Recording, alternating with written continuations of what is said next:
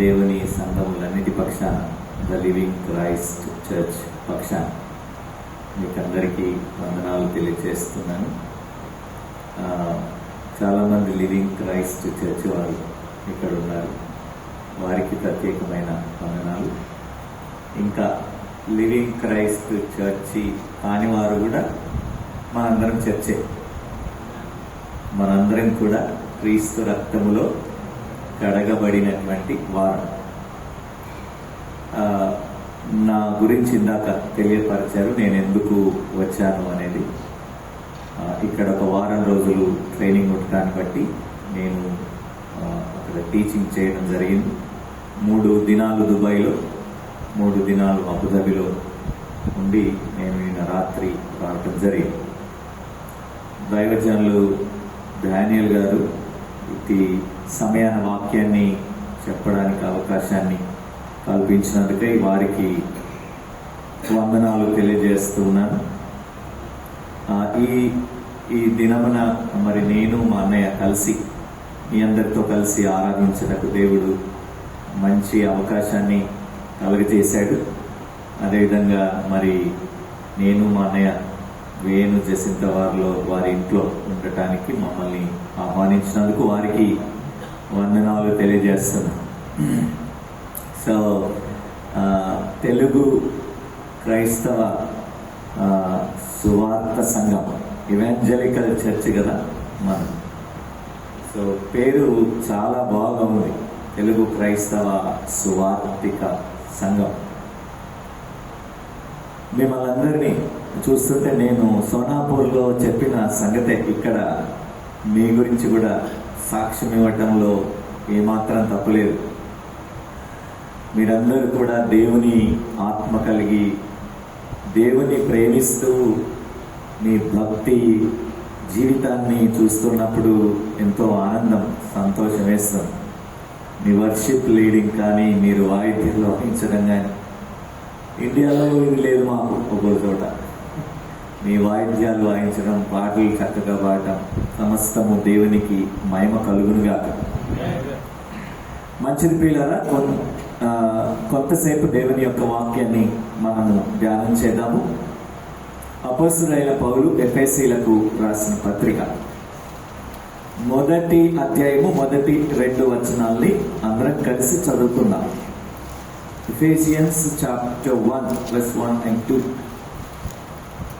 1వ అధ్యాయము 1, 2 వచనాలు చదువుకుందాము. దేవుని చిత్తము వలన క్రీస్తు యేసు అపోస్తలుడైన పౌలు ఎఫెసులో ఉన్న పరిశుద్ధులను, క్రీస్తు యేసునందు విశ్వాసులైన వారికి శుభమని చెప్పి వ్రాయినది మన తండ్రి అయిన దేవుని నుండి, ప్రభువైన యేసుక్రీస్తు నుండి మీకు కృపయు సమాధానము కలుగునుగాక.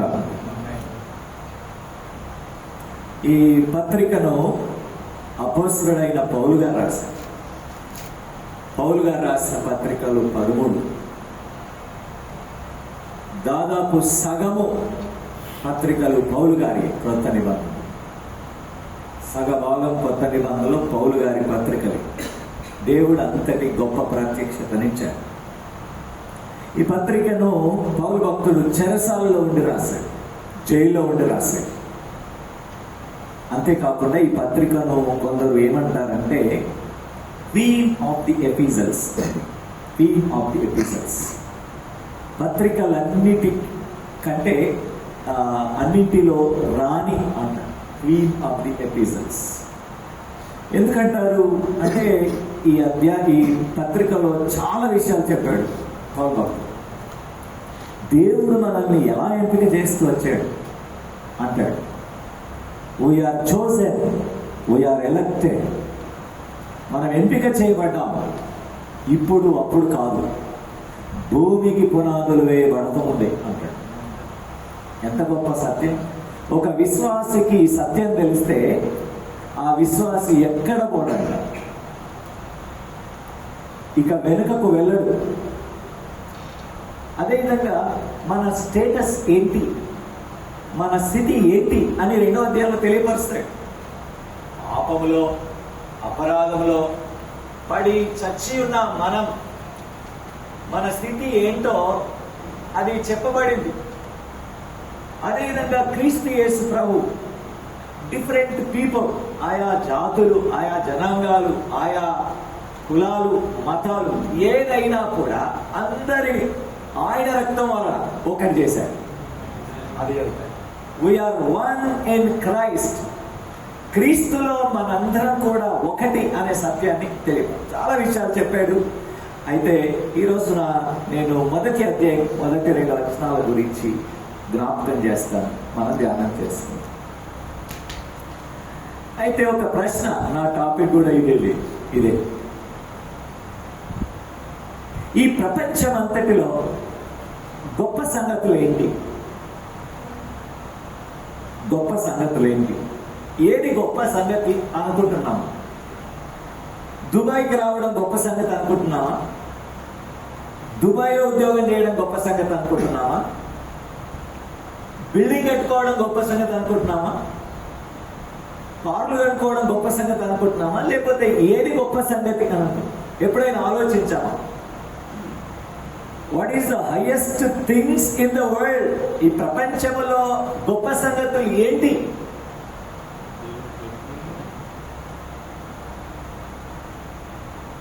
అయితే మానవ జీవితంలో ఒక 3 ప్రాముఖ్యమైన గొప్ప సంగతులను పౌలు భక్తుడు ఈ రచనలో రాశారు. There are 3 greatest things in human life. మానవ జీవితంలో చాలా గొప్ప సంగతులు ఏంటి? అది మనకు కావాలి. నాకు తెలిసింది, అమ్మా ఐఎమ్ సో గ్రేట్ అనుకుంటా, ఏదో ఒకటి అచీవ్మెంట్ రాగానే, మేనేజర్ కోర్స్ రాగానే, this is the highest thing in my life అని అనుకుంటా. దానికి అంటే ఇవన్నీ ఉండకూడదని కాదండి. మనకు ఉద్యోగం ఉండాలి, ఈ కారు ఉండాలి, ఇవన్నీ కూడా ఉండాల్సిందే. కానీ గొప్ప సంగతులు ఏంటి జీవితంలో అని అంటే పౌలు గారు 3 సంగతుల్ని ఇక్కడ తెలియపరుస్తారు. ఒకటి, ఈ ప్రపంచం లేక మానవ జీవితంలో 3 గొప్ప సంగతులు ఏంటి అని అంటే ఆయన చేసే ఉద్యోగం. ఆయన చేసే ఉద్యోగం ఏంటా ఉద్యోగం? ఈ వచనాల్లో మనం గమనిస్తే మానవులందరూ చేసే ఉద్యోగాల్లో హైయెస్ట్ ఉద్యోగం, అన్నిటికంటే గొప్ప ఉద్యోగం ఏంటి అని అంటే దేవుని పని. The highest office in the world. ఈ ప్రపంచంలో గొప్ప ఉద్యోగం ఏదైనా ఉన్నదా? మీరు కంపేర్ చేయండి. ఒకవేళ గొప్ప ఉద్యోగం ఏదైనా ఉంటే, ఈ దినాల్లో ఇక్కడ దుబాయ్ పట్టణంలో మనందరం కూడా ఉద్యోగాలు చేసుకుంటున్నాం కదండి. ఈ ఉద్యోగం కంటే గొప్ప ఉద్యోగం ఏదైనా ఉన్నదా? పౌలు గారు ఏం చెప్పాడో చూద్దామా? మొదటి అధ్యాయం మొదటి వచనంలో గొప్ప ఉద్యోగం ఏంటి అని అంటే దేవుని చిత్తం వలన క్రీస్తు యేసు అపోస్తలుడు. ఆమేన్ చెప్తాం అందరికి. గొప్ప ఉద్యోగం ఏంటి అని అంటే యేసు క్రీస్తుకు అపోస్తలుడిగా ఉండుటకు. మన కంపెనీస్ లో మనం ఎవరికి ఉద్యోగం చేస్తున్నాం? మన బాస్కి కదా, మన కంపెనీకి కదా. సో మనం ఆయా డిపార్ట్మెంట్ లో ఉన్నాం కదా, ఆయా పనుల్లో ఉన్నాం కదా. మనము ఎవరి కొరకు చేస్తున్నామంటే మన యజమానుల కొరకు చేస్తున్నాం. పౌలు గారు అంటాడు, ఒక గొప్ప ఉద్యోగం ఏంటి అని అంటే నేను క్రీస్తు యేసు అపోస్తలుడుగా ఉండటకు అన్నాడు. మనం ఏ డిపార్ట్మెంట్ లోనైనా ఉండని మనందరం మరిచిపోని ఒక గొప్ప ఉద్యోగం ఏంటంటే యేసు క్రీస్తు దాసులుగా ఉండటం. యేసు క్రీస్తు కొరకు పంపబడిన వ్యక్తులుగా. అపోజల్ అనే మాట గ్రీకు భాషలో అర్థం ఏంటంటే పంపబడిన వాడు, the one who is cent. మరి ఈ ఉద్యోగం ఎవరు చేయాలి? ఇది గొప్ప ఉద్యోగం అన్నాం కదా, ఇది చాలా గొప్ప ఉద్యోగం. అంటే ఉద్యోగం విడిచిపెట్టి ఉద్యోగం చేయమని అట్లా. ఒకవేళ అలా ప్రభు పిలిస్తే అలా కూడా దేవునికి స్తోత్రం. అని వాక్యం ఏం చెబుతుందంటే దీన్ని కూడా మనుషులు పెట్టాల్సినటువంటి అవసరం ఉంది. నీవు నేను ఎందుకు పిలువబడ్డాం, నిన్ను నన్ను దేవుడు ఎందుకు ఏర్పాటు చేసుకున్నాడు అనే సంగతిని గమనిస్తే నీవు నేను ఆయన ఆఫీస్లో పనిచేయడానికి, ఆయన ఆఫీస్లో ఏ పని చేస్తాం, అది చాలా గొప్ప ఉన్నతమైన పని కదా. పౌల్ గారు అన్నారు, ఒక గొప్ప ఈ పౌల్ గారు ఈ ఉన్నతమైన ఉద్యోగంలో ఎవరి కోసం పనిచేస్తున్నాడంటే ఆయన గొప్ప వ్యక్తి, అందరికంటే గొప్ప వ్యక్తి కోసం పనిచేస్తున్నాడు. ఈ ప్రపంచంలో గొప్ప వ్యక్తి ఎవరు అందరికంటే అంటే ప్రభు అయిన యేసు క్రీస్తే. Greatest person in the world ఎవరు అంటే యేసుక్రీస్తు ప్రభువే. చాలా సర్వేలు చేశారు, అందరు సర్వేలు చేసిన తర్వాత ఎవరబ్బా గొప్పవారు అంటే తేలిన ఫలితార్థం ప్రభు అయిన యేసుక్రీస్తు. పాల్ గారు అంటారు, నాకు ఆయన ప్రతినిధిగా ఉండటమే చాలా ఇష్టం అంటారు. మనందరము ఆయన ప్రతినిధులం. ఆమేన్. మనం ఎక్కడున్నా, అజ్మాన్లో ఉన్నా, దుబాయ్లో ఉన్నా, ఎక్కడ ఉన్నా, ఏ ప్రాంతంలో ఉన్నా సరే మనందరం దేవుడి ప్రతినిధులం అనే సంగతిని మర్చిపోవద్దు. మన కంపెనీలో జాయిన్ అవుతాం కదా, జాయిన్ అయినప్పుడు మనకు ఐడి కార్డు ఇస్తాడు, బతాకనా అక్కమన్నా ఏదో ఒకటి మీకు ఒక కార్డు ఇస్తాడు, ఐడెంటిటీ కార్డు. మీరు ఫలాని కంపెనీకి చెందిన వారు అనే ఒక ఐడెంటిటీ కార్డు ఇస్తారు. అలాగే దేవుని నమ్మినటువంటి మనందరం కూడా మనం ఎవరి ప్రతినిధులం అంటే ప్రభు అయిన యేసు క్రీస్తు యొక్క ప్రతినిధులం అనే సంగతిని మనం గమనించాలి. పౌలు గారు అన్నారు, నేను ఆయన ద్వారా పంపబడిన వాడు. ఎందుకోసం పంపబడ్డారు అనంటే ఒక గొప్ప సమాచారాన్ని ఇవ్వడానికి వీరు పంపబడ్డారు. దేవుని బిడ్డలారా, మనందరం కూడా గమనించినట్లయితే మనం ఆయన దాసులము, మనం ఆయన సేవకులము. ఎందుకొరకు అంటే ఆయన సమాచారాన్ని మనము పంపడానికి. ఏంటి ఆ సమాచారం? అది చాలా గొప్ప సమాచారం. గొప్ప వ్యక్తి యొక్క సమాచారాన్ని చెప్పడానికి నీవు నేను పంపబడ్డాం. ఈ దుబాయ్లో దేవుడు నిన్నెందుకు ఉంచాడు, మనల్ని ఎందుకు ఉంచాడు అనంటే గొప్ప వ్యక్తి యొక్క సమాచారం. ఏంటి ఆ సమాచారం? మనందరం ఆలోచించినట్లయితే ఆ సమాచారమే జన్మించినప్పుడు మనం ఒక మాట చెప్తాం, ఇదిగో ప్రజలందరికీ కలగబోయే మా సంతోషకరమైన సువర్తమానము నేను మీకు తెలియజేయుచున్నాను, దావీదు పట్టణమందు రక్షకుడు నేడు మీ కొరకు పుట్టి ఉన్నాడు. ఎందుకు ఈ సమాచారం అంటే ఆయన అందరి కొరకు పుట్టాడు, అందరి కొరకు చనిపోయాడు, అందరి పాపాన్ని ఆయన మీద వేసుకున్నాడు, చీకటిలో నుండి విడుదల కలిగించడానికి ఆయన వచ్చాడు, నైతికత లేని వారిని నైతికత ఇవ్వడానికి, పాపంలో చనిపోతున్న వారికి విడుదల కలిగించడానికి, నశించిపోతున్న వారికి రక్షణ ఇవ్వడానికి. ఇది గ్రాండెస్ట్ మెసేజ్. ఆమేన్. అత్యంత గొప్ప మంచి మాట. సువార్త ఎవరి దగ్గర ఉందో తెలుసా? నీ దగ్గరే, నా దగ్గరే ఉంది. దేవుని బిడ్డ ఆయన అంటాడు, క్రీస్తు యేసుకు నేను ప్రత్యేకపరచబడిన వాడను దేవుని యొక్క చిత్తాన్ని బట్టి అని అంటాడు. గాడ్స్ విల్ మన పట్ల ఏంటో తెలుసా అండి? నీవు నేను గొప్ప వ్యక్తి యొక్క గొప్ప సమాచారాన్ని మోసుకొని పోయేవాడుగా, చెప్పేవాడిగా మనందరము ఉండాలి ఆత్మలో ఉన్న చర్చ అంతా. ఆమేన్. అందుకే యేసుక్రీస్తు ఇచ్చిన చివరి ఆజ్ఞ ఏంటో తెలుసా? మత్తయి సువార్త 28:19-20 వచనాల్లో, మీరు సర్వలోకానికి వెళ్ళి సర్వ సృష్టికి సువార్తను ప్రకటించుడి అనే వాక్యం ఉంది కదా. సో ఇంత గొప్ప సమాచారాన్ని ఎవరు మోసుకెళ్ళాలి? Are you ready? సిద్ధంగా ఉన్నాం? Very good. మనం ఆరాధన చేస్తాం, చాలా బాగుంది. మనందరం పాటలు పాడుతున్నాం, చాలా బాగుంది. మనందరం ప్రసంగాలు చేస్తున్నాం, చాలా బాగుంది. అసలైనటువంటి విషయం ఏంటంటే ఈ సమాచారాన్ని మోసుకొని పోయేవారు ఎవరు అంటే పౌలు అంటాడు, నాకు ఇది హైయెస్ట్ జాబ్, దీనికంటే పెద్ద జాబ్ ఏమీ లేదు. దీన్ని ఎంతగా ప్రేమిస్తున్నాము. ఈ సమాచారాన్ని మోసుకు వెళ్ళడానికి, ఈ సమాచారాన్ని ప్రకటించడానికి పౌలు భక్తుడు ఏమంటాడంటే, నేను ప్రతినిధిని, I'm the representative of Christ, క్రీస్తు యొక్క ప్రతినిధిని అన్నాడు. సో ఈ ఉద్యోగంలో జాయిన్ అయ్యేవారు కావాలి. ఏంటా ఉద్యోగం? యేసు సమాచారాన్ని తీసుకొని పోయి ఈ ఉద్యోగం కావాలా? ఎంతమంది కావాలి? ఈ ఉద్యోగం నాకు వద్దు అంటే అల్లెలుగా చెప్పారు, నాకు కావాలంటే అల్లెలుగా. ఇది మామూలు ఉద్యోగం కాదు, ఇది మామూలు ఉద్యోగం కాదు. ప్రపంచంలో ఎక్కువ డబ్బులు ఎక్కడ వస్తాయంటే మనం అక్కడ జాయిన్ అవుతాం.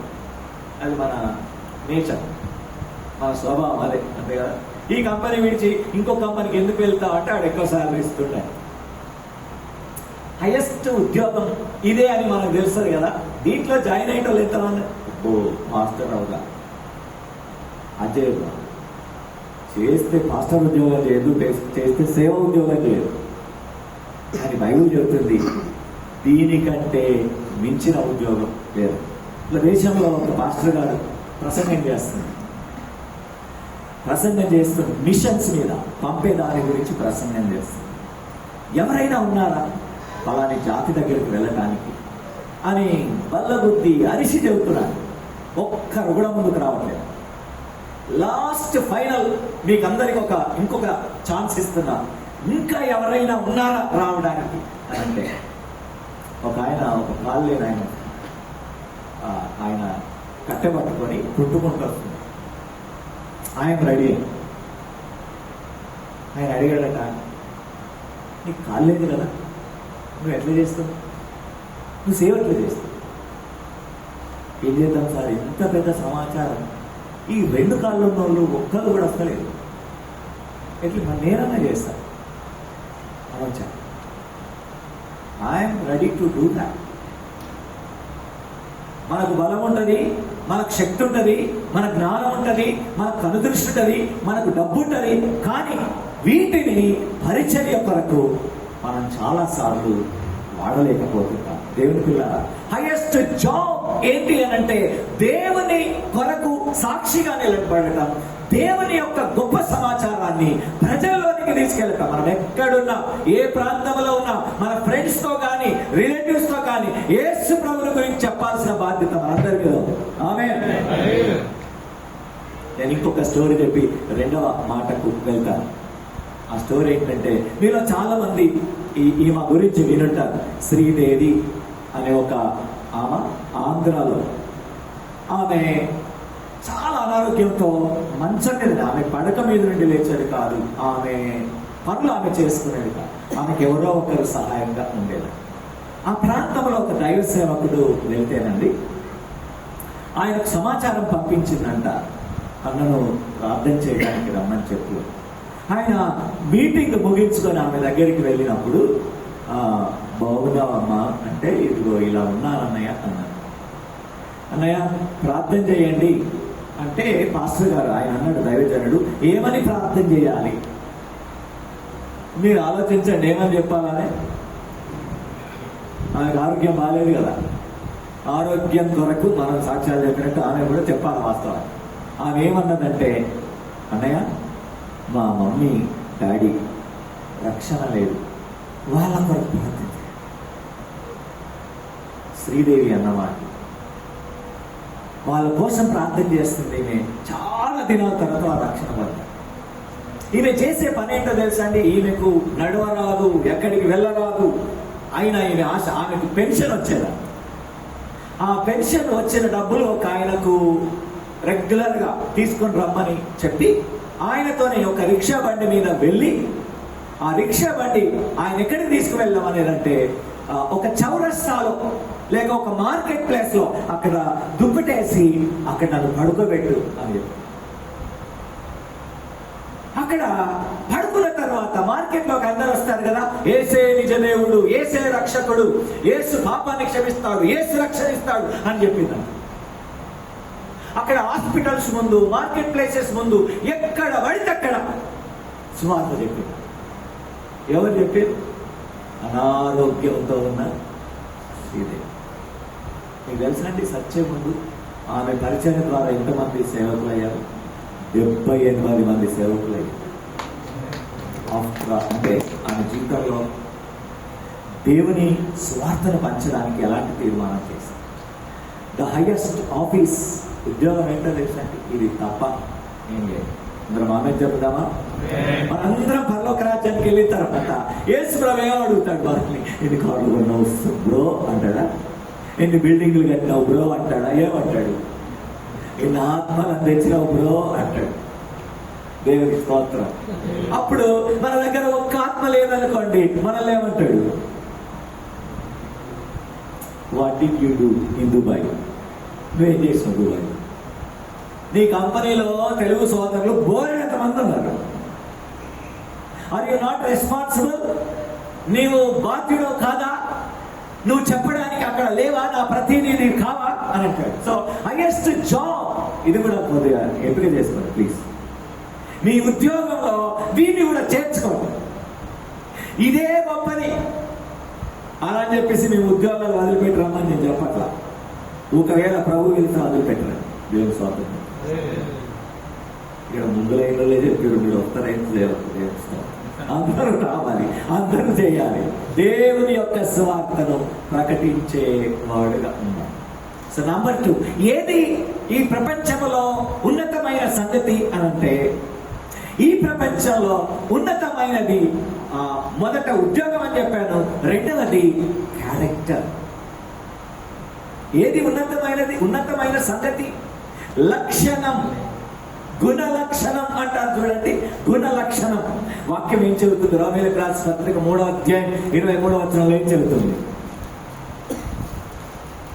3:23 ఏ భేదము లేదు, అందరూ పాపమే. క్యారెక్టర్ మంచిగా ఉంది అందరూ. ప్రతి ఒక్కరు 3:10 ఏముందండి? 3:10 నీతిమంతుడు లేడు, ఒక్కడు లేదు. మన క్యారెక్టరా? మన క్యారెక్టర్ లెస్సా? ఎవరు చెప్పాలి? మన క్యారెక్టర్ ఉందా లేకపోతే లెస్ ఉందా? లెస్సే, ఇంకా డౌటే లేదు. మనం ఎవరం కూడా శుద్ధ పూసలం కాదు, ఎవరం కూడా అందరూ. అందుకే ఈ అధ్యాయంలో ఏం చెప్తాడు? మనము మన పాపముల చేత, అపరాధముల చేత చచ్చిన వారమై ఉన్నాం. మన క్యారెక్టరే బాగలేదు. కానీ దేవుడి వాక్యం ఏం చెబుతుంది? దేవుడు నిన్ను నన్ను ఏం చేశాడు అని మనం ఆలోచన చేస్తే 1వ వచనము 2వ భాగంకి వస్తే 2వ లైన్ చదువుదాం అందరం. 1వ అధ్యాయం 2వ లైన్. ఎఫెసులోనున్న పరిశుద్ధులను క్రీస్తు యేసునందు విశ్వాసులైన ఈ ప్రపంచంలో ఉన్నతమైన లక్షణాలు రెండే. నంబర్ 1 పరిశుద్ధులు, నంబర్ 2 నమ్మకమైన వారు. దేవుడు నిన్ను నన్ను ఏం చేశాడు తెలుసా? He made us holy. నిన్ను నన్ను పరిశుద్ధులుగా చేసి, పాపినైన నేను, అపరాధములో ఉన్న నేను, నీకు నాకు ఏ లక్షణం ఇచ్చాడో తెలుసా అండి దేవుడు? పరిశుద్ధత. ఎవడు ఇచ్చాడు? గురువు ఎవరైనా ఇచ్చారా? మన కంపెనీలో యు ఆర్ హోలీ అన్నాడా? ఎవరు ఇవ్వలే. కానీ మన జీవితంలో దేవుడు ఎఫెసులో ఉన్న సంఘ బిడ్డలకు ఏం చెబుతాడంటే, మీరు పరిశుద్ధులు, మీరు నమ్మకమైన వారు, ఫెయిత్ఫుల్ అంటాడు. You are faithful. ఎలా? వారు నైతికంగా బాగలేకపోయినా వన్స్ వారు ఎలా ఉన్నారంటే అన్యజనులు అని వాక్యం చెబుతుంది. ఆ ఊరిలో ఎఫెసులో బోలెడని టెంపుల్స్ ఉన్నాయి. డయానా అనే టెంపుల్. వారికి మూఢనమ్మకాలు ఉన్నాయి. మూఢనమ్మకాలు అంటే శుక్రవారం నాడే ప్రోగ్రాం పెట్టుకోవడం, ఇలాంటి వారి ఇగో పలానాడు మనం పెళ్లి చేసుకోవద్దు, అమాస పుణ్యాలు లెక్క కట్టేటోళ్ళు. వీళ్ళ జీవితంలో సూపర్ స్టిషియన్స్ ఉన్నాయి, మూఢనమ్మకాలు ఉంటాయి. మంచము మనము తూర్పుకి కాళ్ళు పెట్టి పడుకోవాలి. ఏంటి చెప్పండి? ఇప్పటికి స్టీల్ మనం బాగుతుంది కదా, తూర్పుకే కాళ్ళు పెట్టాలి, అయితేనే నిద్ర వస్తుంది, మంచిది. ఇవన్నీ మూఢభక్తి అని అంటాం కదా. మరి ఇంట్లోనేమో తూర్పు కాళ్ళు పెడతాం, కానీ ఇక్కడ పోయినప్పుడు మనం కాళ్ళు పెడతాం, మనకేదే. నా ఎఫెసులో ఉన్నటువంటి బిడలు ఎలాంటి వారు అనంటే, వారు విగ్రహారాధికులు, వారికి మూఢభక్తి ఉంది, వారు లైంగిక పరంగా చెడిపోయినటువంటి వారు, వారి జీవితంలో స్వార్థం ఉంది. కానీ దేవుడు ఏం చేశాడంటే వీటన్నిటిని దూరం చేసి ఈ ప్రపంచంలో హైయెస్ట్ క్యారెక్టర్ దేవుడు అందించాడు. హల్లెలూయా! ఎంత గొప్ప సంగతో తెలుసండి ఈ విషయం. వీటన్నిటిని దూరం చేసి ఆ ప్రభు మనందరినీ ఏమని పిలిచాడంటే, you are holy, holy, you are saint and you are faithful. ఎవరికి లేదు ఈ బిరుదు? యేసును నమ్మిన వారికి. ఆయన రక్తములో కడగబడిన వారికి మాత్రమే ఈ బిరుదును దేవుడిచ్చాడు. అందుకై దేవుని వాక్యం చెబుతుంది, పౌలు గారు ఏమన్నారో తెలుసా? యు ఆర్ సాల్ట్ అని యేసు ప్రభు చెప్పాడు. యేసు ప్రభు, మీరు లోకానికి వెలుగు, మీరు లోకానికి ఉప్పు. ఇంకా భక్తులు ఏమన్నారంటే మీరు సజీవమైన రాళ్ళు అని చెప్పాడు. సజీవమైన రాళ్ళు అని చెప్పాడు. కాబట్టి ఈ లోకంలో దేవుడు మనకిచ్చినటువంటి ఒక గొప్ప లక్షణం, గుణ లక్షణం ఏంటంటే పరిశుద్ధులు, నమ్మకమైన వారు. ఎవరిని పిలుస్తారు? పరిశుద్ధులై దేవుని రాజ్యానికి చేరుతారు. అందుకై దీనిని మనము గ్రహించడం చాలా ప్రాముఖ్యమైనటువంటిది. హైయెస్ట్ ఆఫీస్ ఏంటంటే దేవుడి సేవ. హైయెస్ట్ క్యారెక్టర్ ఏంటి అనంటే పరిశుద్ధుడు, నమ్మకమైన వారు. ఇంగ్లీష్ లో ఫెయిత్ఫుల్ అని, నమ్మకమైన వారు అనే విషయాన్ని. ఇక మూడవది ఏమిటి అనంటే, మూడవది highest blessing in the world. ఈ ప్రపంచంలో గొప్ప ఆశీర్వాదం ఎక్కడ, ఏంటి? మీరేమన్నా చెబుతారా? ఈ ప్రపంచంలో హైయెస్ట్ బ్లెస్సింగ్ ఒకటేమో ఆఫీస్ ఉద్యోగము, రెండవదేమో క్యారెక్టర్ గుణలక్షణము, మూడవది హైయెస్ట్ బ్లెస్సింగ్. నాకు కూడా కావాలి. ఏంటి హైయెస్ట్ బ్లెస్సింగ్? ఏంటి హైయెస్ట్ బ్లెస్సింగ్? నేను ఏమైనా కలిగి ఉండటమా హైయెస్ట్ బ్లెస్సింగ్? ఒక 2 మాటలు మీకు జ్ఞాపకం చేస్తాను. 1వ అధ్యాయం 2వ వచనంలో వాక్యం చెబుతుంది, మన తండ్రి అయిన దేవుని నుండి, ప్రభు అయిన యేసు క్రీస్తు నుండి మీకు కృపయు సమాధానము కలుగునుగాక. జీవితంలో గొప్ప ఆశీర్వాదం ఏంటో తెలుసండి? దేవుడి కృప, దేవుడి సమాధానం. ఈ ప్రపంచంలో మానవుడు సంపాదిస్తున్నాడు, ఈ దేశం నుండి ఆ దేశానికి వెళ్తున్నాడు, కోట్లు కోట్లు సంపాదిస్తున్నాడు. ఆయన జీవితంలో లేనిది ఏంటో తెలుసండి? సమాధానం. టాటా బిర్లా ఒకసారి ఈ మాట అన్నాడు, నేను వద్దంటే వచ్చేది డబ్బు, నాకు కావాలంటే దొరకనిది సమాధానం. నాకు డబ్బు బోరడానికి ఉంది, కానీ నా జీవితంలో సమాధానం లేదు. ఒకరోజు ఆయన బాల్కనీలో నడుస్తూ కిందికి చూస్తున్నప్పుడు చెప్పులు కొట్టుకునేవాడు కనబడ్డ. చెప్పులు కొట్టుకునేవాడు కనబడినప్పుడు ప్రతిరోజు అబ్జర్వ్ చేస్తున్నాడు. ప్రతిరోజు వాడు టైంకి వస్తున్నాడు, టైంకి భోజనం చేస్తున్నాడు, టైంకి ఇంటికి వెళ్ళిపోతాడు, హ్యాపీగా భోజనం చేస్తున్నాడు చెట్టు కింద. ఆలోచించాడట ఈయన, వాడికి ఏమీ లేదు, వాడు హ్యాపీగా ఎలా బ్రతుకుతున్నాడు? నాకు అన్నీ ఉన్నాయి, నా జీవితంలో హ్యాపీనెస్ లేదు. దేవుని బిడ్డలారా, మనందరం గమనిస్తే మన జీవితంలో పెద్ద బ్లెస్సింగ్ ఏంటో తెలుసా? మనకి ఏమి ఉన్నా లేకపోయినా మన జీవితంలో సమాధానం ఉంది. యేసు ప్రవించిన సమాధానం, యేసు ప్రవించిన సమాధానం, యేసు ప్రవించిన కృప మనందరి జీవితం. ఇది చాలా పెద్ద బ్లెస్సింగ్. చాలా సార్లు ఇది మనం గమనించాం. దేవుడి కృప లేనిది మనం ఎవరం కూడా బ్రతకలేము అనే సంగతిని దేవుడు మనందరికీ జ్ఞాపకం చేస్తూ ఉన్నాడు. దేవుని కృప చాలా ప్రాముఖ్యమైనది. ఈ ఎఫెసీ పత్రికలోనే కృప ఎంత ప్రాధాన్యమైనదో చెబుతున్నాడు. మనము కృప ద్వారానే రక్షణ పొందాం. ఇది మన క్రియల వలన కలిగినది కాదు. మనకు రక్షణ ఎలా వచ్చిందండి? 2వ అధ్యాయం చదువుదామా? 2వ అధ్యాయము 7వ వచనము 8వ వచనంలో, క్రీస్తు యేసు నందు ఆయనతో కూడా లేపి పరలోకమందు ఆయనతో కూడా కూర్చుండబెట్టారు. 8వ వచనం, మీరు విశ్వాసము ద్వారా కృపచేతనే రక్షించబడి ఉన్నారు. ఇది మీ వలన కలిగినది కాదు, ఇది మీ వలన కలిగినది కాదు, దేవుడి, ఇది కృప చేతనే కలిగింది, నా క్రియల వలన కలిగినది కాదు, నేను మంచివాడను అని కాదు, దేవుడి కృప. ఎంత హెచ్చుగా ఉన్నది తెలుసా? హైయెస్ట్ బ్లెస్సింగ్స్ మనందరికి ఇచ్చాడు. ఎంత కృతజ్ఞతగా ఉండాలో తెలుసా?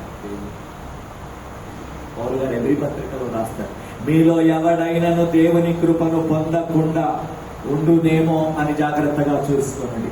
ఈ కృప నుండి ఎవరైనా దూరం అవుతారేమో అని జ్ఞాపకం చేసుకోండి అని తెలియపరుస్తూ ఉంటారు. అందుకని ఈ రోజున ప్రభు మనతో మాట్లాడిన సంగతులను మనం ఆలోచన చేద్దాం. నా జీవితంలో ఏది బ్లెస్సింగ్ అనుకుంటున్నాను? ఐఎమ్ బ్లెస్డ్, నేను ధన్యుడను, నాకు ఇది ఉంది అది ఉంది అంటే ధన్యుడవా? అంటే బ్లెస్సింగా? కాదు. అవి ఎన్ని ఉన్నా ఇవి లేకపోతే అన్నీ సున్నా. భక్తులు పాట రాశాడు, మనులు మాణిక్యములున్నా మేడ మీదలు ఎన్నున్నా మదిలో యేసు లేకున్నా ఏది ఉన్నా అది సున్నా. యేసు బ్లెస్సింగ్ లేకపోతే, క్రీస్తు అనుగ్రహించి కృప లేకపోతే, క్రీస్తు అనుగ్రహించే సమాధానం లేకపోతే మనకెన్ని ఉన్నా అంత సున్నా. ఈ వేళలో మన జీవితంలో ఉన్నతమైన లక్షణాన్ని ప్రభు మనకిచ్చాడు, ఉన్నతమైన బ్లెస్సింగ్ని మనకిచ్చాడు, ఉన్నతమైన ఉద్యోగాన్ని మనకిచ్చాడు. నా ఈ మూడింటిని ఒకసారి మరలా జ్ఞాపకం చేసుకుని, నేను ఆయన ఆఫీస్లో ఉన్నాను, నేను ఆయన ఉద్యోగంలో ఏ పార్ట్ అయినా చేస్తున్నాను, ఆయన నాకు ఇచ్చిన లక్షణాల్లో నేను వాటిని కాపాడుకుంటున్నాను, ఆయన నాకు ఇచ్చిన బ్లెస్సింగ్లో, నాకు ఇచ్చిన ఆశీర్వాదాలు నేను వాటిని గమనించి దేవునికి వందనాలు చెల్లిస్తున్నాను లేదా? ప్రార్థన చేసుకున్నాను. తల వంచుతాను.